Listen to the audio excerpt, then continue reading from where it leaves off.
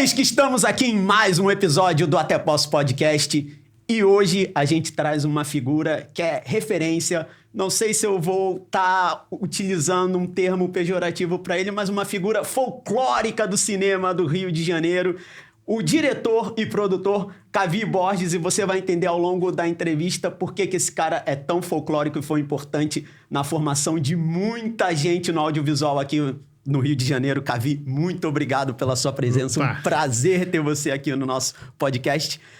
Cavi Borges, famoso Cavídeo, o cara que formou gerações no Rio de Janeiro com uma locadora onde a gente encontrava coisas que não encontrava em mais nenhum outro lugar. Como é que você conseguiu chegar nesse lugar de ser essa referência e se tornar essa pessoa tão famosa nessa área? Então, na verdade, nada disso estava previsto no roteiro. Eu era atleta de judô profissional, minha vida toda foi desde pequenininho, desde 4 anos de idade fazendo judô. E aí, 2 vezes eu tive chance de ir para as Olimpíadas, que era o meu grande sonho, né? Tipo, ir para o Oscar no cinema, ir para as Olimpíadas no judô. Eu me machuquei nas vésperas das viagens, isso em 96 para Atlanta e 2000 em Sydney. E acabou que esses acidentes no judô me levaram para a locadora, abri uma locadora de vídeos, eu não conhecia nada de cinema, aprendi com os próprios clientes e depois, a segunda vez, abri uma produtora e comecei a fazer filmes também. Mas foi esses acasos, uma coisa que ruim de um lado, surgiu uma coisa boa do outro, e aí eu fui seguindo. Mas qual foi o intuito dessa locadora e por que uma locadora? Então, o judô, como no cinema, também é muito difícil conseguir patrocínio. Tem que viajar para fora para lutar no Japão, nos Estados Unidos, para você evoluir. Eu não tinha patrocínio.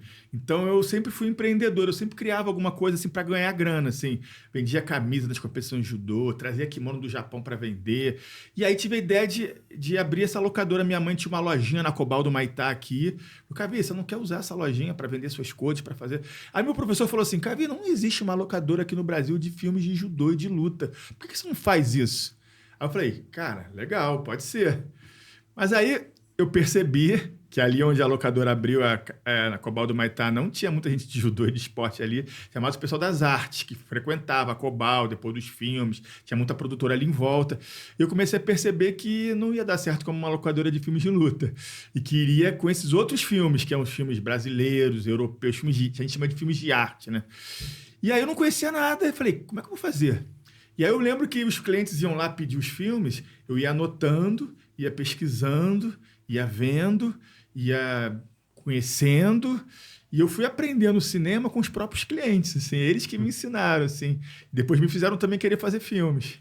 E levou quanto tempo para você perceber que uma locadora de filmes de luta não ia dar muito certo ali naquela área e seria melhor investir nos filmes de arte ou nos filmes que ninguém tinha aqui? Porque assim, eu lembro que quando eu preparei para abrir a loja, eu demorei um tempo para abrir porque eu não tinha um alvará, eu não tinha grana nem para pagar o despachante. Eu mesmo resolvi tirar. Em vez de demorar um mês, demorei 1 ano para conseguir a documentação. Nesse ano, as pessoas passavam pela locadora que já estava meio semi-aberta e perguntavam assim, tem filme do Fellini aí? Tem filme do John Cassavetes? Tem filme do Scorsese, do Woody Allen? Falei, quem são essas pessoas? Eu ia anotando, ia pesquisando e eu percebi que a galera dali, daquele público ali que frequentava ali a Cobal, gostava desse tipo de cinema, esse cinema de arte. E eu percebi também, aí já vem um ensinamento meu, assim, focado já no Até Posso, né? Que, assim, qual o diferencial? O que a minha loja tem diferente das outras 20 locadoras que estavam ali em volta, do entorno da Cobal? Eu percebi que esse foco, esse tipo de filme, não tinha muita locadora com esse perfil. E aí eu comecei a ir nesse caminho, entendeu? Procurar o diferencial. Além dos filmes, o atendimento, os horários. A locadora ficava aberta até de madrugada. Nunca fechou em 20 anos. Domingo, feriado, Páscoa, Réveillon. Então, todas essas coisinhas fizeram a Cavídeo se destacar, né? Se diferenciar. Eu acho que aí, a partir daí, a Cavídeo começou a dar certo. E como esse negócio se tornou sustentável? A partir de que momento ele começou a render dinheiro? Porque a gente sabe que manter uma locadora 24 horas aberta, né, em todo esse tempo, nunca fechou. Como é que eram os custos disso? Como é que levou esse tempo para você se estabelecer nesse mercado e começar a ter o retorno financeiro disso? Então, a gente sabe que qualquer negócio que você abre demora um tempo para você ganhar dinheiro, né? Você começa investindo, aí vai criando a divulgação da sua marca, vai ficando conhecido. Eu falo que os primeiros 5 anos são 5 anos que você investe. Você pega dinheiro de outro lugar. No meu caso, eu pegava dinheiro dos meus patrocínios do judô. Era patrocinado pelo Vasco e pelo Exército. Também vendia camisa e trazia kimono do Japão, essas coisas. Então, eu pegava esse dinheiro do judô e investia na locadora. Então, durante 5 anos, eu trabalhei sem ganhar nada. Mas você já considerava a locadora como seu ofício principal, ou você ainda considerava o judô como seu ofício principal, ou não? Ele era só a fonte de renda e a locadora era o seu ofício? No início, a locadora não era renda, era gasto. Era investimento, né? Não é gasto, é investimento. Depois de um tempo, o judô foi decaindo e a loja foi crescendo, né?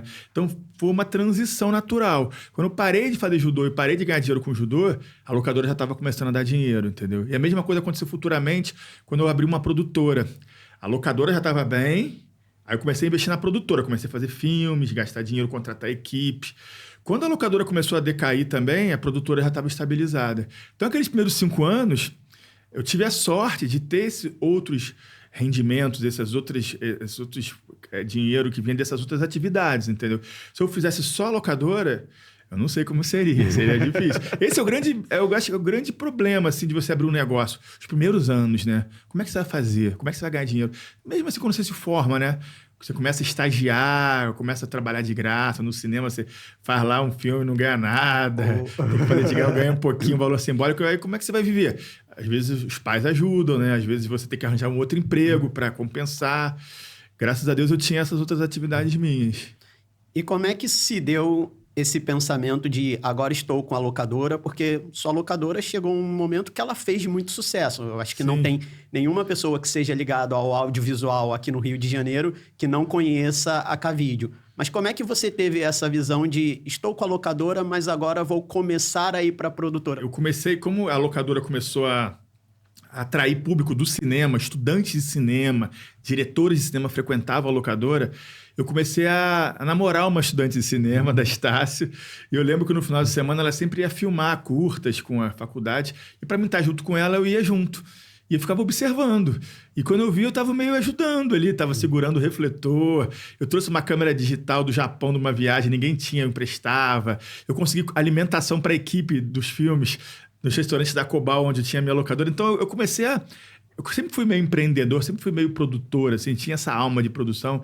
Eu sempre ia ajudando, assim, no intuito de colaborar.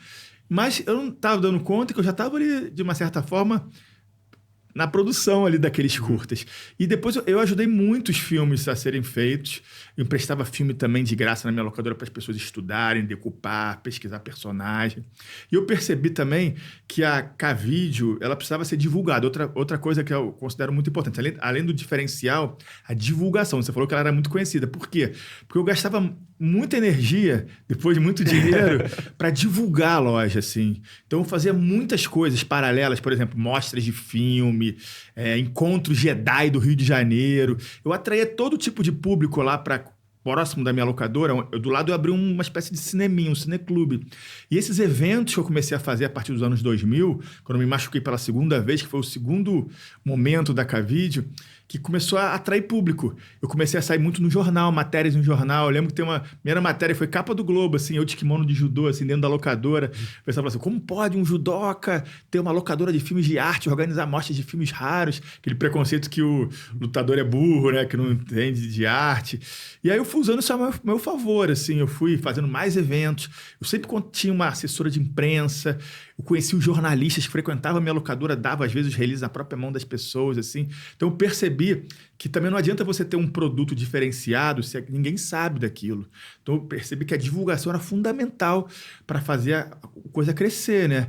E foi por isso que a K-Video se tornou. Muita gente fala assim, a K-Video tem filmes que só tem lá. Não sei se isso é verdade, mas virou verdade por causa da divulgação que a gente fazia, entendeu? Isso a gente está falando de que ano, mais ou menos? 2000. Já nos anos 2000 ali. Porque eu abri a locadora em 97, depois eu sofri um acidente em 2000 em Sydney, aí em 2001 comecei a fazer as mostras. Então de 2000 a 2005 Foi quando a Cavite começou a realmente sair na mídia, nos jornais, uma coisa inusitada, uma locadora que tem filmes que ninguém tem, que faz mostras de filmes, um cara que é judoca, que faz cineclube, não sei o quê. Aí isso deu uma bombada, assim. E depois a gente foi mantendo. E aí, em 2005, 5 anos depois desse momento de 2000, a gente resolveu também fazer filmes. Como eu te falei, eu namorava uma estudante de cinema, então meus amigos já não eram mais só o pessoal do judô, já era o pessoal do cinema. Então, sempre de noite a gente ficava conversando de roteiro, de filme. Até que um dia eu falei assim, pô, tem uma ideia para fazer um curta. Eu corria todo dia nas paineiras, um dia um carro começou a me perseguir. Eu comecei a viajar, achando, será que o cara é um traficante? Será que o cara quer me sequestrar? Será que tá dando em cima de mim? Não sei. Eu falei, isso dá um bom curta. A pessoa falou, por que você não faz? Eu falei, pô, mas eu não sei fazer, não sei mexer em câmera. Não, mas a gente tem um fotógrafo aqui que pode te ajudar. Mas eu não tenho direção de arte, mas tem uma diretora de arte que pode te ajudar. Aí eu percebi que eles me fizeram entender que para fazer um filme eu não precisava saber tudo. Eu só precisava contar para minha equipe como é que eu queria contar aquela história, assim. E a gente fez esse curta chamado Sem Saída. Minha primeira experiência como diretor. E eu me amarrei, assim, eu adorei dirigir 15 pessoas, assim, botar aquela minha ideia em imagens, né? E aí, a partir daí, eu comecei a fazer outros. Fiquei viciado, até hoje não parei mais. Como é que se deu essa sua formação de diretor de cinema? Porque você falou que você foi aprendendo muito com o pessoal que estava ali e ia comentando com você, mas você chegou a ter uma formação oficial ou você foi aquele cara que acabou virando cinéfilo e vendo todos os filmes? Imagina, o sonho de toda pessoa, pô, eu tenho uma K-Video para poder ver os filmes a hora que eu quiser. Como é que foi isso? Foi uma mistura das duas coisas. Esse primeiro filme, por exemplo, eu lembro que uma semana antes da filmagem, a minha assistente de direção falou assim, qual é a decupagem do filme? Isso o diretor tem que saber. Eu falei, decupagem? O que é isso? Aonde a câmera vai estar? Como é que ela vai se movimentar? Como é que você vai filmar esse filme? Eu falei, não faço a mínima ideia. Ela falou, o diretor tem que saber isso. Aí eu fui na minha locadora, peguei todos os filmes que tinham gente correndo, Corra Lola Corra, Encurralado do Spielberg, tudo filme que tinha perseguição de carro. E aí eu vi e copiei aqueles planos. Eu copiei a decupagem desses outros filmes, ou seja, o próprio cinema me serviu como referência. E aí eu fiz esse filme assim, eu copiei trechinhos dos filmes no VHS, assim, dei pra minha equipe, ó, essa é a minha decupagem. O pessoal ficou meio achando estranho, mas rolou, entenderam e fizemos. Mas eu acho que, assim, ver filmes é uma ótima forma de você aprender a fazer também, fundamental, mas não é o suficiente. Aí, em 2005, quando eu realmente decidi que a Cavide ia ser uma produtora de cinema, que eu ia fazer filmes, eu resolvi entrar na faculdade. Eu fiz faculdade de cinema da Estácio de Cinema, que me ajudou muito, onde eu conheci muita gente, aprendi muita coisa. Mas, assim, hoje em dia eu posso falar que eu aprendi mesmo cinema fazendo. Por mais que você tenha que estudar, é importante, ver filme é importante, mas quando você está no set de filmagem, tem situações ali que não estão nos livros, que você vive na prática, que você entende fazendo, errando, e pro próximo não deixar acontecer de novo, entendeu? Então, como eu sou um cara que faço muito filme, já fiz mais de 300 filmes meus, eu continuo aprendendo, assim, mas eu vejo que cada filme que eu faço, eu testo um jeito diferente de filmar, eu uso uma outra narrativa, um outro tipo de câmera, filmo com celular, filme com câmera grande, filme com câmera aquática, faço plano sequência, filme com câmera fixa. Eu vou experimentando, fazendo e vou evoluindo, vou aprendendo. Então, assim, eu recomendo muito todo mundo que está vendo aqui esse podcast também, além de estudar, além de ver filme, faça, que é fazendo que você vai aprender. Então, aquela coisa de fazer a decupagem hoje em dia com as cenas dos vídeos não tem mais, né? Agora você sabe fazer uma decupagem certinha, bonitinha. Mas claro que eu sempre vou lá pesquisar, né? Pego sempre um filme do Scorsese para ver aquele plano.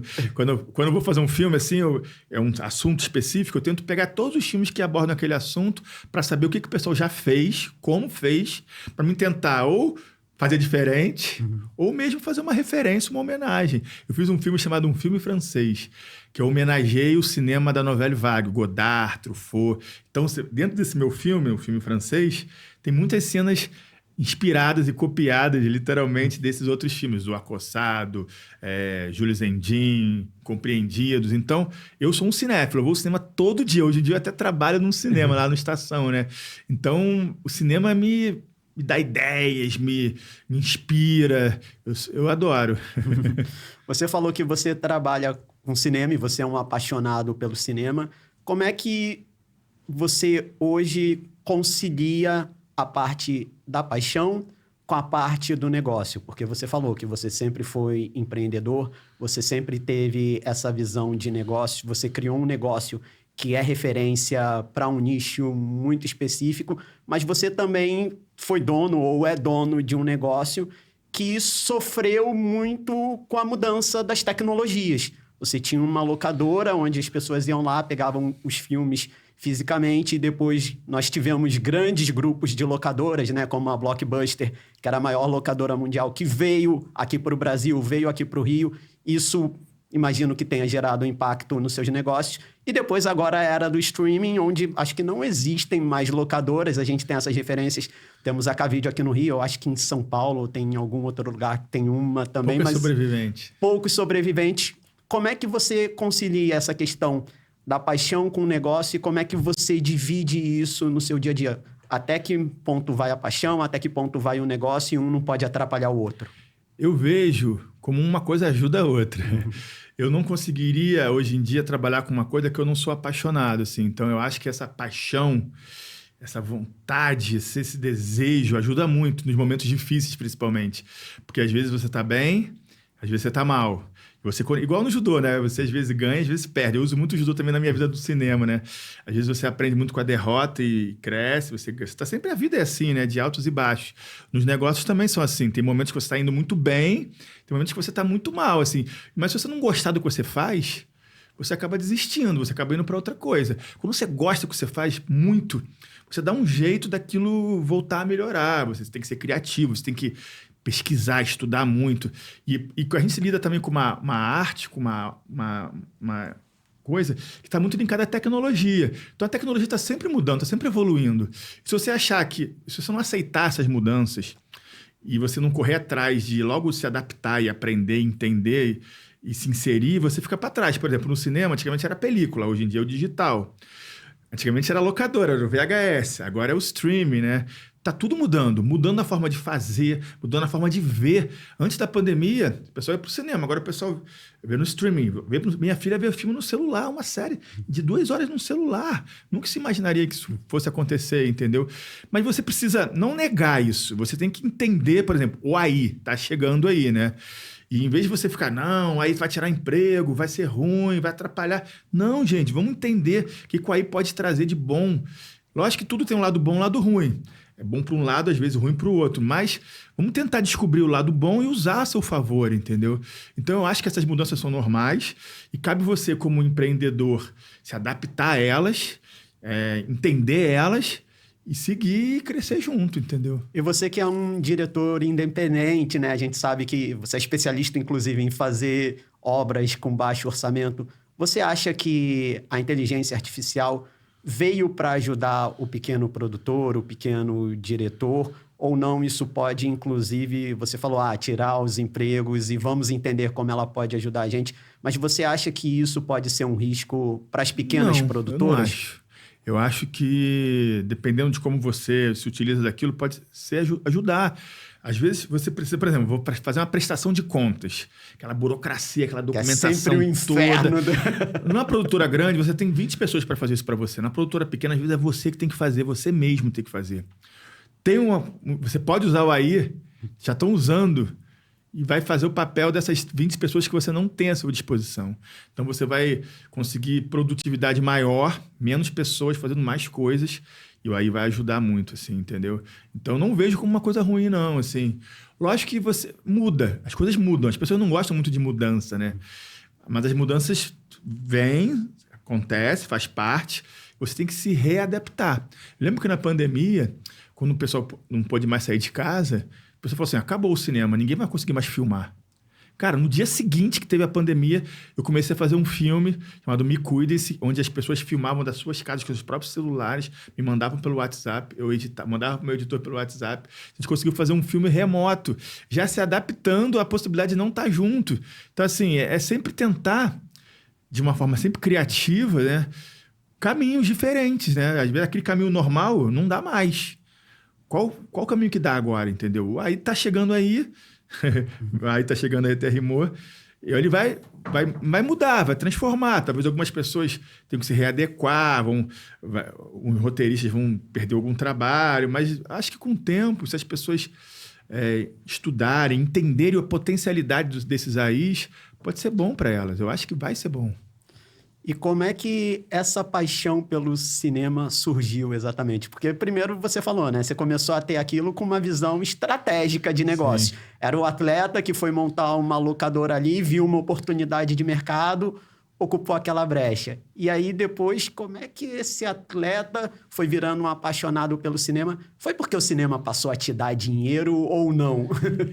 Não sei te explicar assim certinho, né? Mas eu acho que eu fui me apaixonando, né? Não foi uma coisa assim prevista e nem foi uma coisa rápida. Eu lembro que eu fui ver o meu primeiro filme do Truffaut no Estação Paissandu, que nem existe mais, ali no Flamengo. E eu olhei assim e falei, puta, preto e branco o filme, lento pra caramba, chato pra caramba. Como é que o pessoal fala que isso é uma obra de arte, que é um filme genial?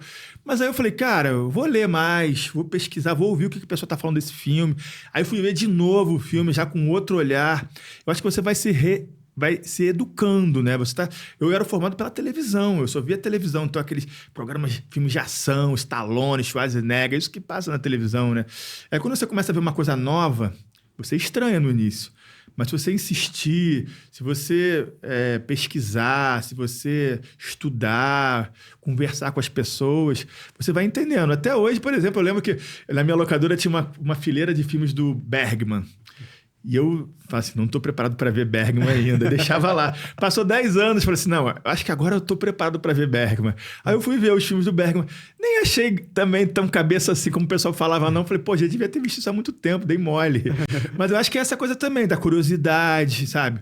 Eu, hoje em dia, por exemplo, eu fico doido para conhecer novos diretores, novos filmes. Por exemplo, filme do Butão, filme não sei da onde. Eu adoro, assim, descobrir coisas novas, assim. Mas claro que eu acho que foi impulsionado no início pelo negócio, assim. Era o jeito de eu ganhar dinheiro, mas eu acho que aos poucos foi se transformando numa paixão, assim. Não foi uma coisa, mais uma vez, não foi uma coisa previsível nem calculada. Foi acontecendo, assim. As coisas foram acontecendo conforme você foi vendo as oportunidades, né? Exatamente. E você falou muito da inteligência artificial, que a sua filha consome filmes no celular, e você é um cara que está sempre muito ligado nas modificações e nas inovações e nas oportunidades de mercado. Hoje em dia a gente tem visto a questão de empresas, né, grandes empresas investindo nas novelas verticais para ver ali no TikTok, em todos os aplicativos.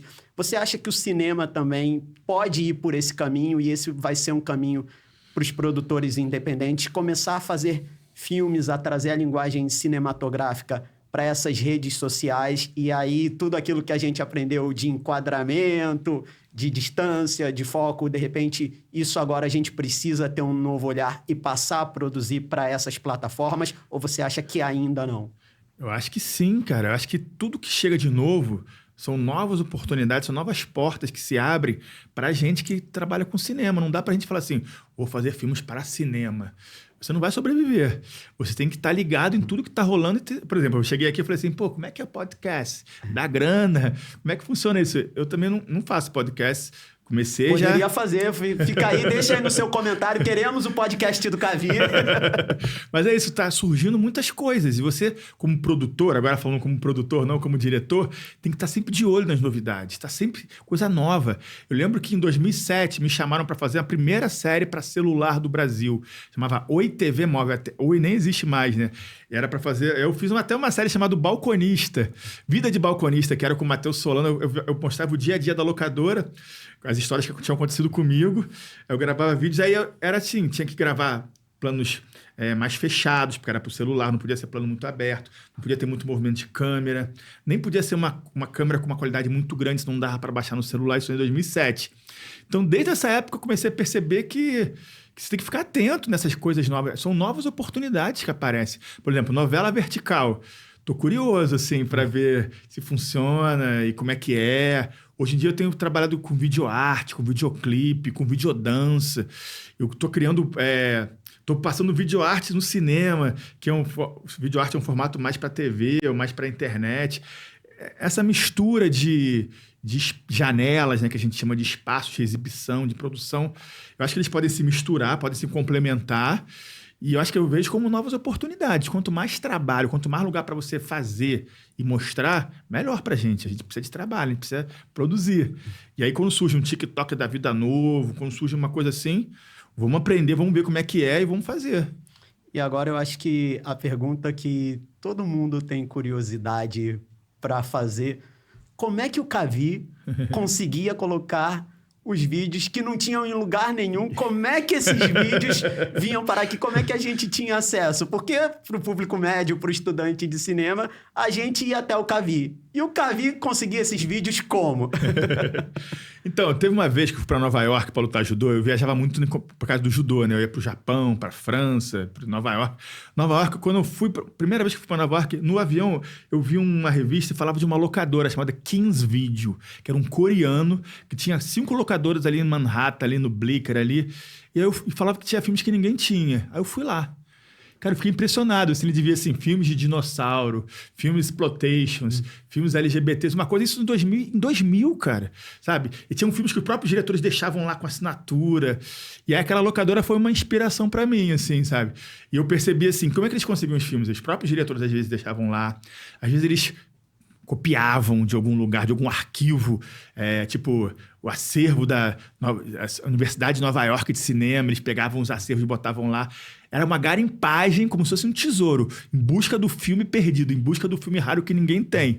Eu tive esse pensamento. Eu cheguei há vários anos a ir para Nova York, eu levei 2 videocassetes, eu copiava os filmes dessa locadora. Essa locadora virou... Eu entrei de sócio para poder copiar. Enquanto eu ia treinar judô, eu ficava copiando no hotel lá alguns filmes raríssimos. Por exemplo, Eraserhead, do David Lynch, os curtas do Kubrick. Era numa fase pré-internet, ninguém tinha acesso a isso. Eu consegui trazer desses lugares. Eu lembro que quando eu abri minha locadora, eu tinha toda a série do Arquivo X com legenda em japonês. Porque eu fui pro Japão, passei um mês lá, e tinha uma locadora lá que tinha toda a série do Arquivo X. Não tinha no Brasil ainda. Aí eu copiei tudo, levei pra cá vídeo, aí tinha fala em inglês com legenda em japonês. E daí eu comecei a conhecer colecionadores, pessoas que também cinéfilas. Até que chegou um momento de conseguir baixar filme, que naquela época ainda não tinha essa coisa de internet, ainda de YouTube. E aí também começamos a usar isso também a favor. Mas a gente já falava que a gente fazia uma pirataria cultural. A gente botava filmes que ninguém tinha à disposição. Era tipo assim, Chaplin, curtas de diretores, raridades, assim. Não era aquela pirataria que o pessoal vai e filma no cinema o lançamento que tá passando. Era uma coisa assim, era em busca do tesouro, daquele filme que ninguém tem acesso, entendeu? Isso, teoricamente, era até contra a lei. Mas a gente acreditava que a gente estava fazendo um bem.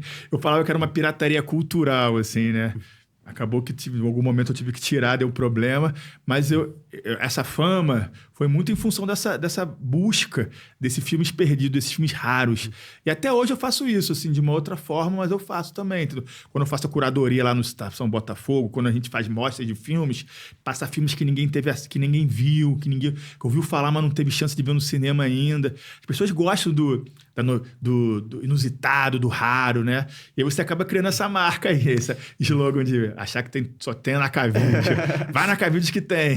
E você sempre foi, né, seus negócios sempre promoveram esse acesso à cultura, trazer essa oportunidade da gente ter coisas que quem não tinha oportunidade de viajar e para outros lugares conhecerem, ou coisas até que estavam perdidas. Mas isso sempre foi um negócio para você, gerido por uma pessoa ali com um objetivo de lucro. Em algum momento você teve alguma ajuda, alguma participação governamental? Porque você desempenha hoje um trabalho importante na formação cultural do Rio de Janeiro também, além de diretor, produtor. Você é conhecido como um agente cultural aqui no Rio de Janeiro. Você teve apoio político de alguma instituição ou não? Sempre foi tudo por iniciativa sua?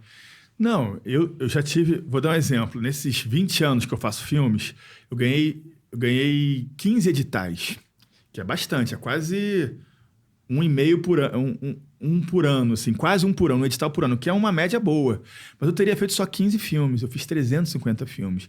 Então, assim, eu tento os meios convencionais, os editais, ajuda pública, mas eu não espero por isso só, entendeu? Eu vou por esse caminho, mas eu crio outros caminhos também. Porque senão você fica muito tempo, assim, esperando ganhar um edital, esperando um patrocínio. Eu não consigo, assim. Eu falo que, assim, em vez de esperar 5 anos para fazer um filme, eu prefiro fazer 5 filmes por ano. Mas aí, assim, também eu pago um preço por isso, assim. Às vezes eu faço filmes que não tem grana nenhuma. Isso que eu ia perguntar, da onde que vem o dinheiro disso, né? Porque a gente sabe que tem um custo, por mais que seja baixo orçamento. Não, a gente cria várias possibilidades, assim, desde crowdfunding, festas. Hoje em dia eu tenho investidores privados que gostam da Cavide, me ajudam com grana. Às vezes eu ganho um edital para fazer um filme, ganho, sei lá, 100 mil para fazer um filme, eu faço 3. Eu, super aproveito aquele dinheiro e com uma oportunidade faço outros. E muitas parcerias, cara. Eu acho que o grande segredo da Cavide são as parcerias. São pessoas que eu vou conhecendo, que eu vou ajudando, que depois me ajudam. Essa troca, que parece até uma coisa assim meio utópica, assim, meio... Ah, não, isso aí...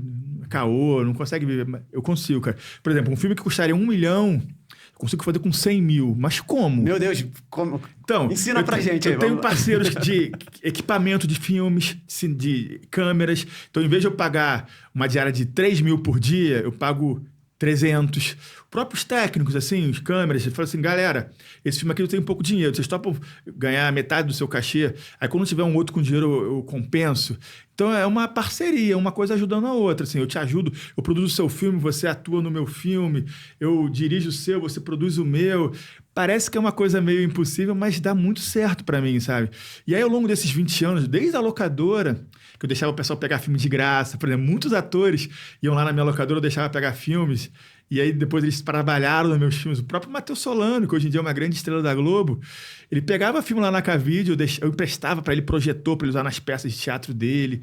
E aí quando eu precisava dele, pô, me ajuda aí, faz a participação do meu filme aí e tal. A galera faz, assim, sabe? O pessoal, acho que o pessoal da arte é muito, pelo menos a arte independente, né? Muita galera se ajuda, né? Isso é muito bom. E aí você consegue reduzir os custos. O pessoal fala assim, mas você não paga a sua equipe, aí você explora eles. Não, eu pago, mas eu pago um pouquinho menos. Mas aí quando tem um projeto com mais dinheiro, eu pago um pouquinho mais. Uma coisa vai compensando a outra, assim. Você cria uma relação de confiança, né? Troca de trabalho e um ajuda o outro. Por exemplo, você entrevistou aqui há um tempo atrás o Gustavo Melo, lá do grupo Nós do Morro, que veio de Brás de Pina. Ele, por exemplo, era um ótimo roteirista. Ele era ótimo roteirista e péssimo produtor. Eu era ótimo produtor e péssimo roteirista. Quando a gente se juntou, ele, por exemplo, me deu um roteiro dele e foi o primeiro roteiro que eu ganhei edital da Petrobras Cultural, Distração de Ivan, que foi até para Cannes, contava a história dele na infância dele em Brás de Pina. Ou seja, se ele estivesse sozinho lá, eu aqui, a gente não teria feito nada. Quando a gente se juntou, potencializou nossas qualidades e a gente conseguiu fazer. E se deu bem, ganhamos nosso edital. Mas em algum momento você chegou a passar por dificuldades financeiras? A gente falou muito aqui, foi um mercado que teve transformações muito grandes ao longo dos últimos 20, 30 anos. A gente teve a entrada da Blockbuster, a chegada da Netflix e depois dos outros streamings. Em algum momento houve um período que você passou por uma dificuldade financeira a ponto de chegar e falar, não dá mais, meu negócio morreu. Eu vejo isso até como um desafio, assim. Eu, como lutador de judô, assim, eu vejo que às vezes as dificuldades são estímulos para você ser mais criativo. Eu falo que quanto menos dinheiro você tem, mais criativo você tem que ser, assim. Às vezes a escassez, em vez de te prejudicar, no meu caso, às vezes me estimula, assim, tipo assim, cara, eu não tenho dinheiro para fazer isso, mas eu vou fazer desse jeito aqui, desse outro jeito aqui, entendeu? Como que eu posso fazer desse jeito sem ter dinheiro? Aí me obriga a pensar soluções criativas, entendeu? Então, acho que é normal em qualquer coisa que você faz, momentos de dificuldades e momentos de que você está bem, né? Cabe você, você pensar soluções, criar caminhos alternativos. Por exemplo, hoje em dia, para mim, viver de cinema, eu faço várias coisas, eu não só faço filmes. Se eu estivesse só fazendo filme, eu não conseguiria sobreviver. Eu dou aula, eu sou jurado de edital, eu sou curador de cinema, de festival também, eu dou curso, eu tenho uma lojinha, um sebo de cinema lá no Estação, eu tenho uma locadora ainda, uma biblioteca de cinema, mas tudo está envolvido no cinema, sabe? O cinema é a temática, toda e eu faço várias coisas relacionadas a cinema que me dão dinheiro. Eu vou ganhando um pouquinho aqui, um pouquinho ali. Às vezes, por exemplo, a locadora estava indo mal, mas a produtora estava indo bem. Uma coisa compensava a outra. Aí a produtora estava indo mal. Aí eu recebi um trabalho que me compensava. Uma coisa ia compensando a outra, assim. Se eu fizesse só uma coisa só, talvez ia ser difícil. Talvez eu tivesse fechado, ou parado, ou desistido, ou ido para um outro caminho. Porque trabalhar com arte no Brasil é muito difícil. É um país que não apoia tanto na arte, assim. Não tem tanto patrocínio, assim. Por exemplo, se eu fizesse o que eu faço aqui no Rio, nos Estados Unidos ou na França, eu seria rico. Porque eu ia ganhar vários patrocínios, eu ia ganhar vários prêmios, eu ia estar fazendo várias coisas. Só que aqui a realidade é outra, né? O nosso mercado é muito menor que esses, nessa área de cinema, principalmente.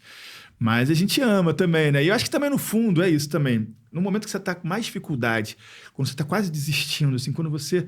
Caraca, não tá dando, tá foda. Desculpa falar a palavra. Não, fica à vontade. Aí vem a paixão também, cara. Eu tô aqui também não é só por causa do dinheiro, é porque eu amo o que eu faço. Eu falo que eu sou um amador profissional, mas a palavra amador eu não vejo como uma coisa ruim. É o cara que ama o que faz. Amador. Não é a dor, não. O cara ama aquilo, entendeu? Porque assim, desde o judô, cara, o judô também era um esporte que não tinha patrocínio. Eu ia ganhar muito mais dinheiro se eu fizesse futebol, por exemplo, assim, ou sei lá, basquete também não. Mas a minha meta brinca comigo, eu falei, pô, Cabi, você tem uma locadora que ninguém mais aluga, você faz filme independente que ninguém quer ver, você trabalha com gente que não tem dinheiro, você escolhe o lado sempre mais difícil, por que você não faz um filme, uma comédia, chama um ator famoso? Eu falei, pô, mas não é isso que eu gosto, eu gosto disso, então eu vou fazer o que eu gosto. Você paga um preço, um pouquinho, mas no fundo, eu acho que não é só o dinheiro que conta, sabe? Eu acho que também é o prazer, assim, a paixão, né?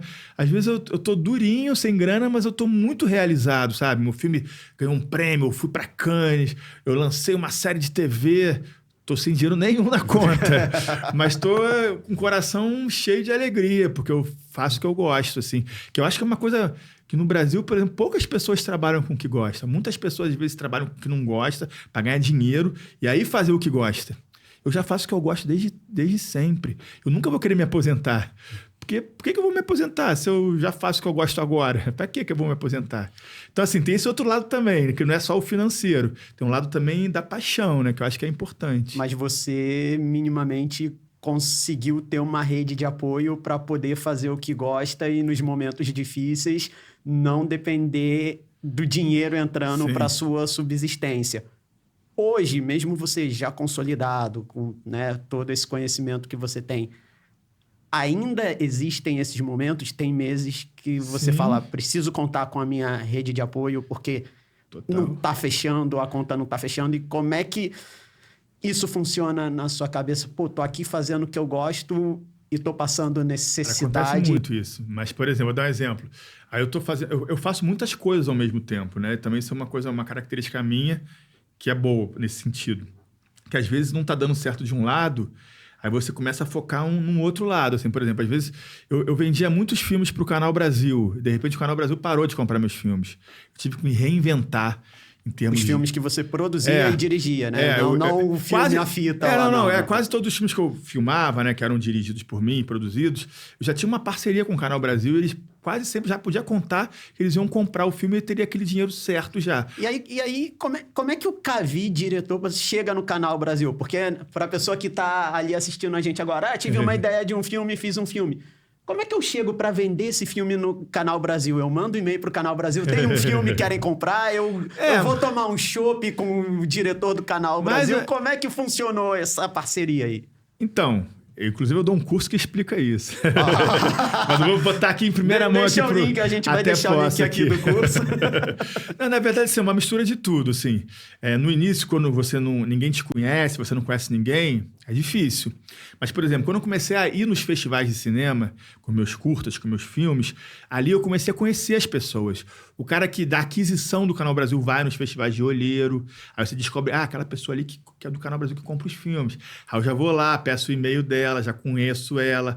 Aí eu vou numa festa, aquele cara lá é o dono do canal Arte 1. Aí eu vou lá, me apresento, dou meu cartão. Eu tô sempre fazendo meu network nos eventos, nas festas, nos festivais, lá na minha locadora. As pessoas, por exemplo, os jornalistas todos frequentavam a minha locadora, os jornalistas dos jornais na época. Aí eu já aproveitava assim, vou fazer um evento semana que vem, tem um release aqui, leva aqui para você ver o que você acha. Eu já ia meio criando as minhas redes de contato também, de network, de entender quem é que compra, quem é que não compra, quem é que faz. É importante você... que eu falo assim, no Brasil não dá para você ser só o artista, ser só o diretor. Você tem que ser um pouquinho também de produtor, de empreendedor, de distribuidor. Você tem que entender um pouquinho de tudo, porque não tem um mercado consolidado em todas as áreas. Então você acaba, quando você é independente, quando você está começando, você é o diretor, você é o produtor, você é o distribuidor, você é o exibidor. Então você precisa saber um pouco de tudo. E foi mais ou menos assim que aconteceu comigo. Eu fui conhecendo, eu fui vendo, fui anotando, fui conhecendo. Eu acho que essa rede também que eu falo de parceiros também tem que ser uma rede de contatos, né? É importante você conhecer as pessoas e as pessoas te conhecerem. A partir daí as coisas vão se abrindo e você vai entendendo como é que funciona. Como é que eu faço para botar meu filme em Cannes?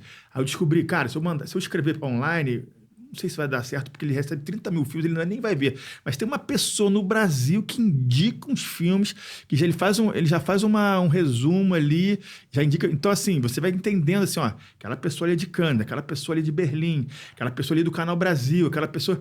Aí depois você vê que, depois que você conhece as pessoas certas, é fácil. Você manda um e-mail com o link do filme e tudo se resolve. Mas até você conhecer e elas te conhecerem, demora um pouco. Por isso é muito importante também você...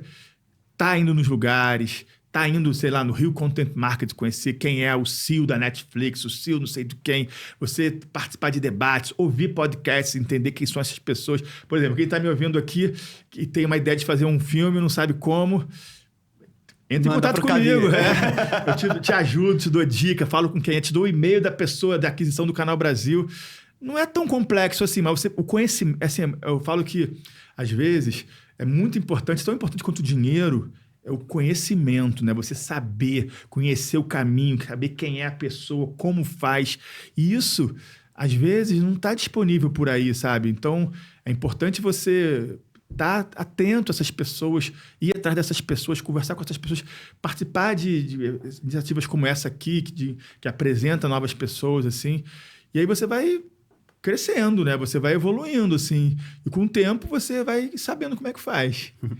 E ao longo de toda essa trajetória aí, é uma história muito bonita, de sucesso.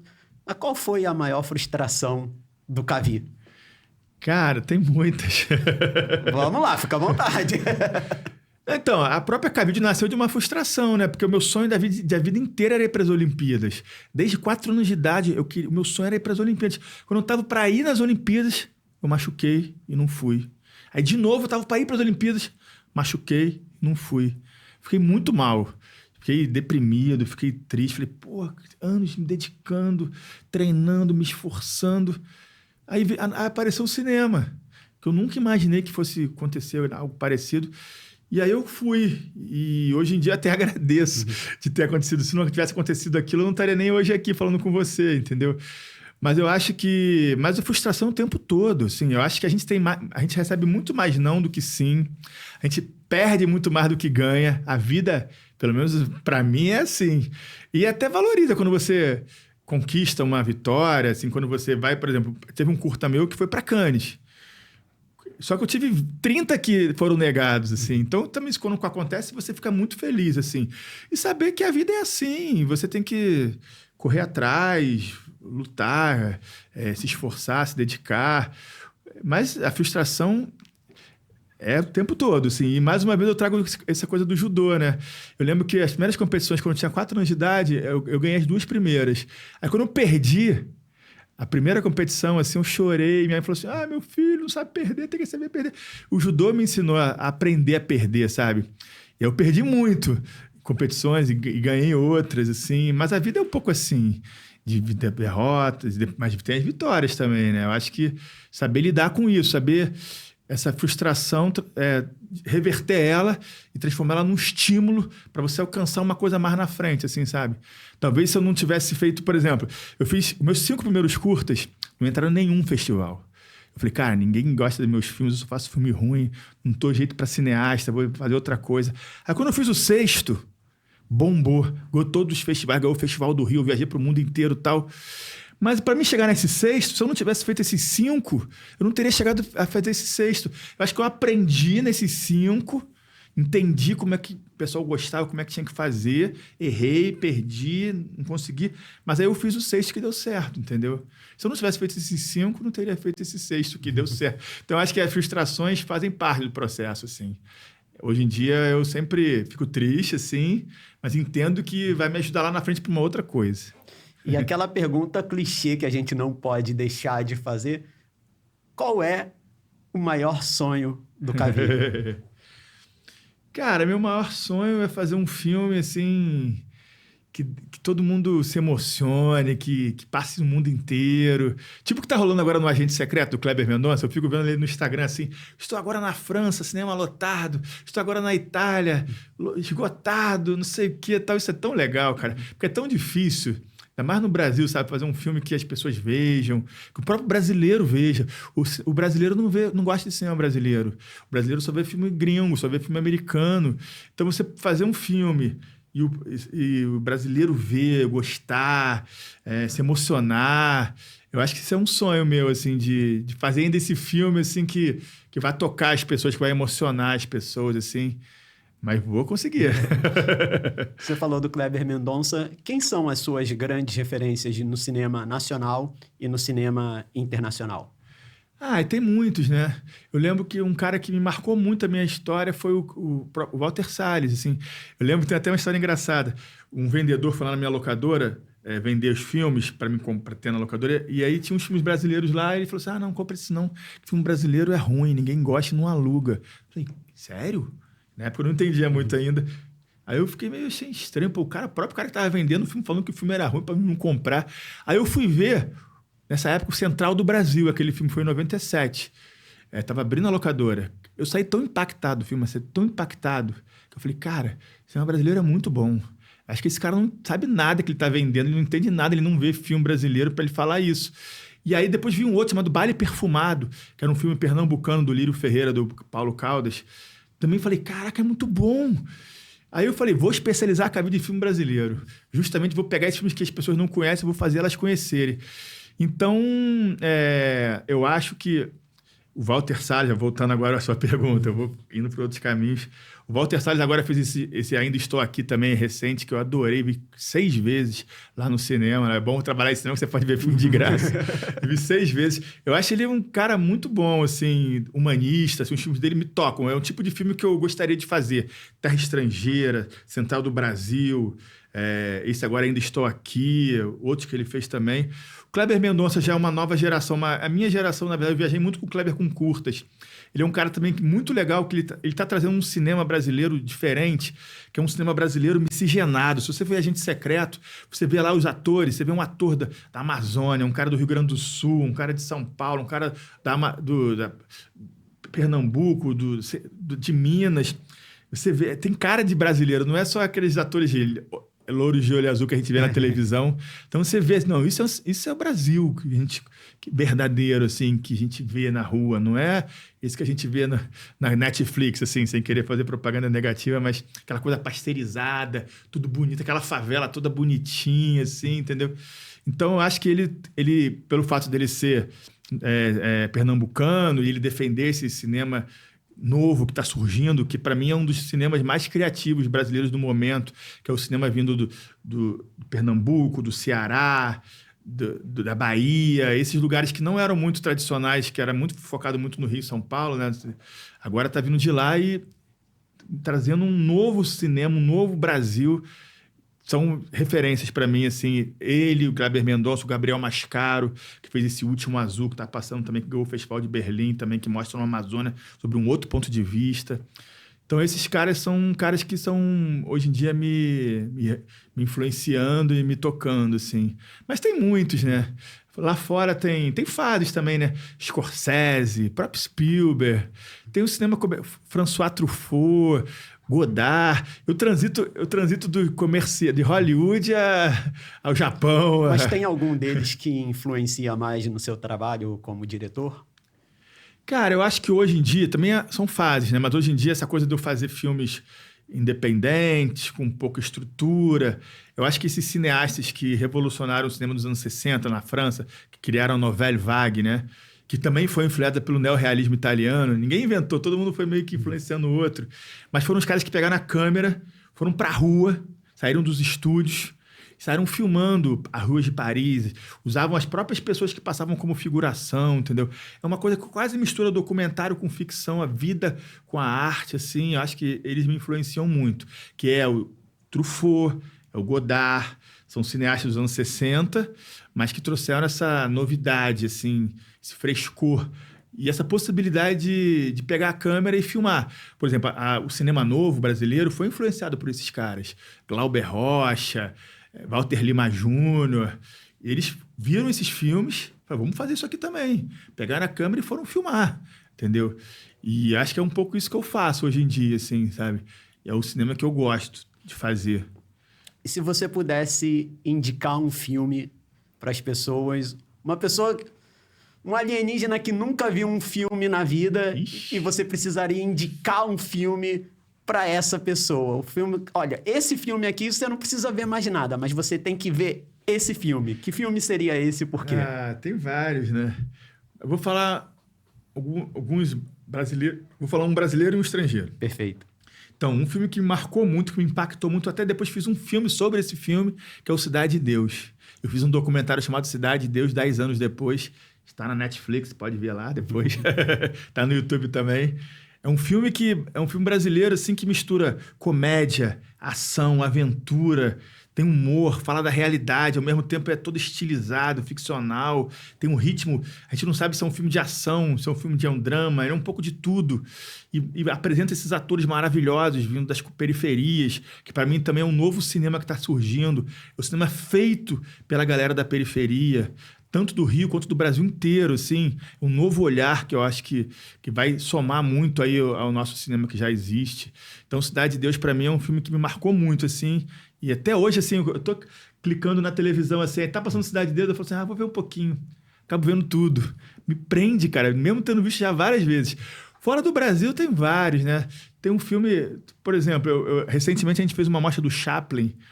Cara, como o Chaplin é maravilhoso, assim, ele sem fala, sem som, ele consegue manipular a sua emoção, ação, comédia, como ele era inteligente, assim, jeito de filmar, ele era o ator, ele era o diretor, ele era o produtor, ele era o empreendedor ali, é um fenômeno, né, assim, a mostra tinha as crianças, tinha os pais e tinha os avós, ou seja, as 3 gerações conseguiam ver Chaplin e cada um do seu jeito adorava e gostava e ria, entendeu? E se entretia.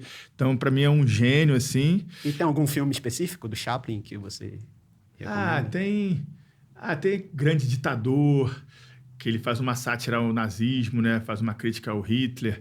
Tem também Tempos Modernos, que é maravilhoso, que ele conta o início da industrialização, aquelas máquinas, aqueles cenários gigantescos. Mas também tem o Garoto, né? Aquele da criancinha lá partindo, aquela cena clássica. Tem vários, cara. Eu não consigo, um só é difícil. Acho que é um lote. O box do Chaplin, né? A pessoa vai lá na Cavide e compra Exatamente. o box do Chaplin. Tem lá. E agora, para finalizar, se você pudesse dar uma dica para quem está começando no ramo do empreendedorismo e para quem está começando no ramo do cinema, que dica você daria para essa pessoa? Não, então, eu já falei um pouco aqui sobre isso. Eu acho que você tem que gostar do que você faz. Quando você gosta do que você faz, assim, quando você vai fazer uma coisa que você gosta, tudo fica mais fácil, sabe? Então, assim, já é um primeiro grande passo. Fazer uma coisa que você gosta. Claro que, no meu caso, eu nem gostava de cinema e passei a gostar. Então, isso também é relativo. Você pode... Corre o risco de você começar fazendo uma coisa que você não gosta muito e depois você vai se apaixonando. Então, não sei por se é ela, uma né? boa dica, então, essa. Vou mudar a dica, então. Mas eu acho que é olhar assim, o mundo na sua volta, assim, entender assim, o que falta, o que o pessoal quer que não tem, Por exemplo, quando eu abri a locadora, esse diferencial que eu falo, né, assim, eu vi que tinha muitas locadoras de filmes comerciais, mas não tinha poucas locadoras de filmes de arte, né? Então eu percebi isso ali por causa da Cobal, das pessoas, da procura das pessoas, e fui para esse caminho, né? Eu acho que você buscar uma coisa diferente, uma coisa que não tem, Desde assim, por exemplo, você estava falando do Ian, né? O Ian estudou comigo na faculdade. Ele entendeu que a internet era um ótimo caminho de divulgar filmes. Ele odiava os festivais de cinema que negavam ele.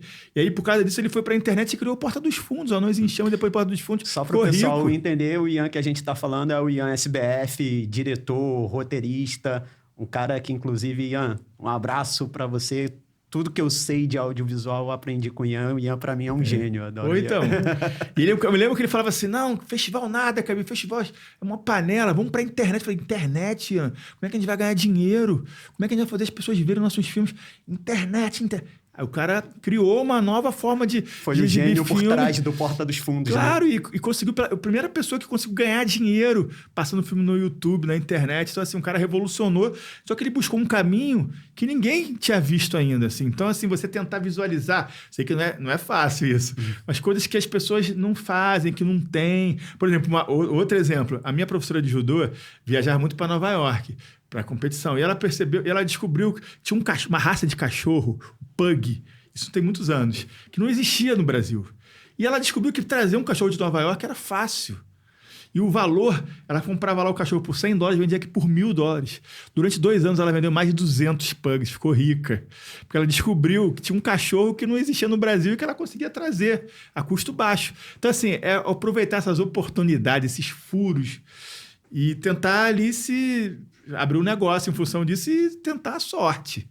Mas nem sempre dá, né? Mas assim, buscar diferenciais, coisas que ninguém fez, uma coisa criativa, um caminho outro, sabe? Não ir para o mesmo lugar que todo mundo já faz, sabe? Seguir, ser criativo, sabe? Abrir a cabeça, tentar fazer uma coisa que ninguém faz, quebrar os tabus, só viajando aqui. E qual o grande diferencial do Cavi? Cara, eu acho que talvez meu grande diferencial, assim...